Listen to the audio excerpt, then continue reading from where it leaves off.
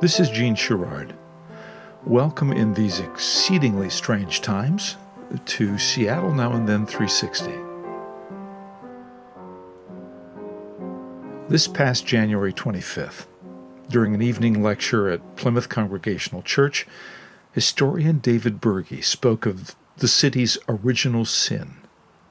54,000 acres taken from the Duwamish Tribe without recompense, leaving Chief Seattle's people, who had so warmly welcomed early settlers, landless and homeless.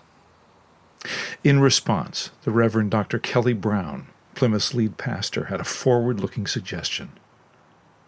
"We have been squatting on First Peoples land for nearly 170 years, she said. We've been blessed with the beautiful asset of this property.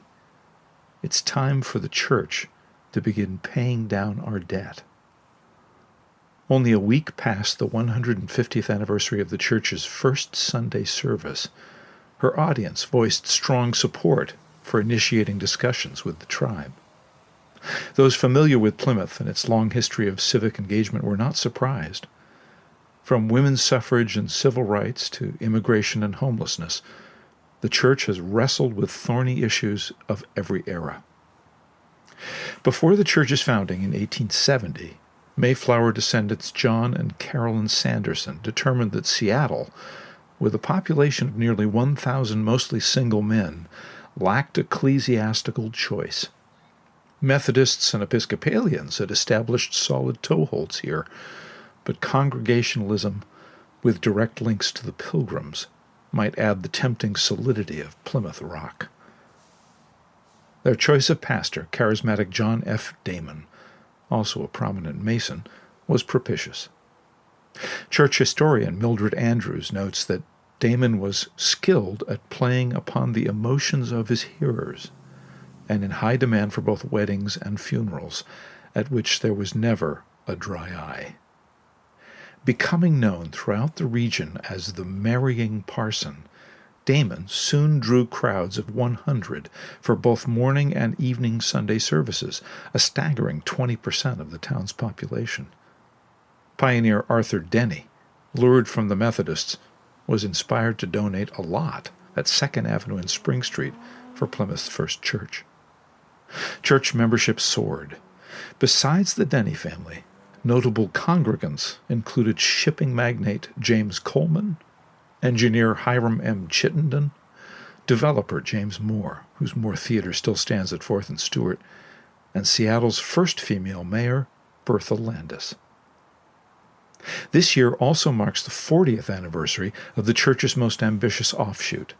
In 1980, after witnessing men sleeping rough on the church's doorstep, the Reverend David Caldwell braced his congregation. "One homeless person is too many," he said. Today, Plymouth Housing provides supportive dwellings for more than 1,200 people in 14 buildings across the city. For her part, Brown envisions a vital role for the church in years to come. "We must never lose sight of the most vulnerable, the most disenfranchised, and make sure that as a church, the lens we use is one of justice." Plymouth's proposal to enfranchise the Duwamish people will take a pioneering step towards atonement. Our then photo was taken around 1939. With its distinctive pillars, Plymouth's third church building stood facing east on 6th Avenue between Seneca and University Streets. After structural damage from the 1965 Puget Sound earthquake, it was demolished and replaced by the current building. In our first now photograph, the Reverend Dr. Kelle Brown, lead pastor since 2017, stands in Plymouth Pillars Park overlooking downtown to the west. The columns, originally to Plymouth's third church building, were purchased by John and Ann Gould Hauberg and donated to the city. They were installed in October 1967 on the tiny triangular parcel at the corner of Bourne Avenue and Pike Street. In our second now photo, today's Plymouth is one of the last of what Brown calls big steeple churches in downtown Seattle. On a recent Sunday morning, The building was empty as Brown delivered her sermon online.